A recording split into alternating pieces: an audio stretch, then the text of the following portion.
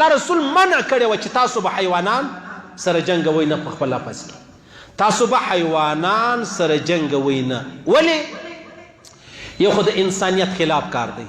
انسان حیوان جنگول یعنی انسان ته الله رب العزت چې اشرف المخلوقات دی دومره اعزاز ورکړی دی او بیا دی راولاړېږي د دومره اعزاز باوجوده بیا دی سپیان سره جنګوي بیا دی چرګان سره جنګوي او بیا دی راولاړ شي مطلب کرکان سره جنګوي زرکان سره جنګوي دا د انسانیت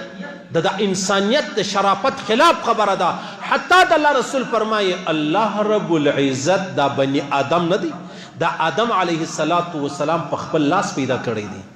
ولې د الله رسول فرمایي چې تاسو به څوک پر مخ باندې وهئ نه ځکه د آدم علیه السلام صورت راواخله د هغه سر راواخله د هغه چهره راواخله هغه ډیره محترمه ده نو چې کوم بني آدم دی د هغو چهره هم ډیره محترمه ده هېڅ کله وهل نه د انسان پر مخ باندې ستا او نه د حیوان پر مخ باندې ستا اوس ما او ستا ژوند ټول رالی ګوره دومره عظیم نبی الله و ما او تا ته راکړی دی بیا نها عن التحریش بین البهائم هم راته ویلی دی چې تاسو به حیوانان جنګوئ نه چې دا کله کله چرګان وجنګوي هغه څنګه په وینو سره سري دا ظلم نه ده دا ناجایزه نه ده په دې الله نه ناراضه کیږي بیا خبره دا ده چې ګوره کله کله بیا سپیان جنګوي د سپیانو جنګېده په هیڅ صورت په اسلام کې نسته د اسلام سره یوه ذره تعلق نه لري د ایمان سره یوه ذره تعلق نه لري او حال دا دی چې مسلمان به هم یې سپیان به جنګوي مؤمن به هم یې سپیان به جنګوي ایمان به هم لري بیا به هم حیوانان جنګوي نو لهذا د الله رسول فرمایي چې تاسو به څه نه کوئ تاسو به حیوانان نه جنګوئ او بیا که د حیوانانو پر جنګ باندې خمار رالی که زما سپي وګټله یا ستا سپي وګټله حتی علامه کمال الدین دمیری یو قول را نقل کړی دی حدیث بللی دی وایي چې پیغمبر علیه الصلاة وسلام فرمایي په آخره زمانه کې به خلک د سپیانو پالنه تر اولاد ښه بولي د سپیانو پالنه به تر اولاد ښه بولي یو خو سپی د چوکیدارۍ دپاره دی د ښکار دپاره دی پروا نه لري عام طور چې زموږ دی په کورو کې دا د چوکیدارۍ دپاره هم نه دی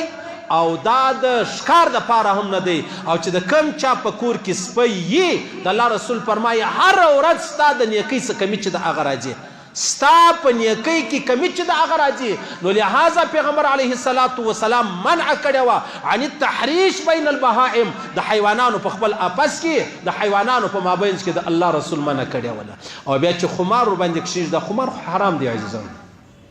خمار وچ کلک حرام دی په هیڅ صورت نه جایزه کېږي پرون چا میسیج را کړی و چې په بینک کې زما داسې 2 لک روپۍ سود راوتلی دی نو زه څه چم وکمه ما ویلې ور پرېږده یې مه راواخله و غریبانو ته ورکه د ثواب نیت پکې ونه کې که د ثواب نیت پکې وکئ حتی مولانا سرفراز خان صفدر صاحب یو قول نقل کړی دی چې په دا سړی د ایمانه وځي یو سړی چاته شراب د ثواب په نیت ورکړي یو سړی بیا د بیما بول د ثواب په نیت وچ بسم الله ور باندې وایي یو سړی راولاړ شي وینه چې د هغه حرامه ده هغه د ثواب په نیت چاته ورکړي یو خو هغه زموږ پښتونخوا بلډ بینک والا دی هغه خو علماو فتوا ورکړې ده د چا د ژوند د بچاو دپاره هلته د دې سړي ژوند ډېر قیمتي دی دلته دا وینه ورکول دا ګناه خو ده خو چونکې هلته په دا یوه کوچنۍ ګناه باندې د چا ژوند بچاویږي بیا پروا نه لري بیا یې ورکولی سي لیکن عام طور که سړی راولاړ سو پر حرامو د ثواب نیت وکوي په دې سړی کافر کیږي نو کم چې دا خمار والا دی نو دا عجبه بله دی تاسو خماریان لیدلی دی ته یو خماري آباد لیدلی دی نن شاد آباد دیګون ډولون سروزون بل ورځ چې ګورې د کورو مخ ته ناست دی حتی داسې مې هم اورېدلی دی چې یو چا د اسانو په ریس کې یا د هغسې مطلب په یو خمار کې خپله لور مور کړې ده که تا وګټله